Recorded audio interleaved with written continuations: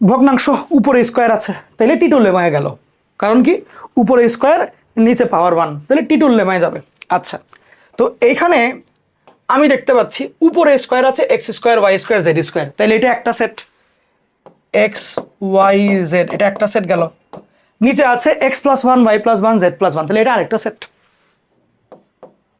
X plus one Y plus one Z plus one.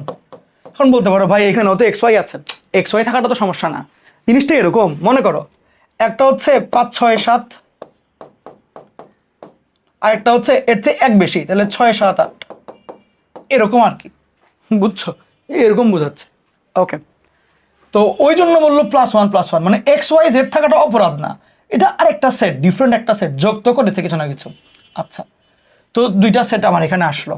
আচ্ছা, এখন দেখো কথা হচ্ছে যে তুমি তো জানো টিটুর লেমা অনুসারে, বলবা অ্যাকর্ডিং টু টিটুস লেমা, তখন বলবা যে x square by x plus one যোগ y square by y plus one যোগ z square by z plus one greater or equal to, then প্রথম সেটটা উপরে যায় আছে, সিম্পল স্কোয়ার করবা x plus Y plus z whole square, নিচে যারা আছে ওদেরকে যোগফল দেখাই দিবা, তাহলে x plus one Y plus one Z plus one.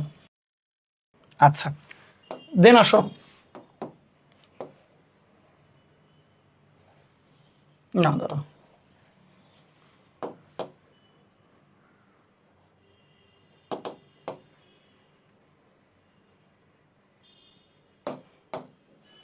এখানে মান হলো 1 স্কোয়ার বাই এখানে কে কে আছে X plus one Y plus one Z plus one, যোগ করলে X plus Y plus Z plus 3, তাহলে 1 + 3, তাহলে উপরে 1 নিচে 4, 1/4, এই উত্তর।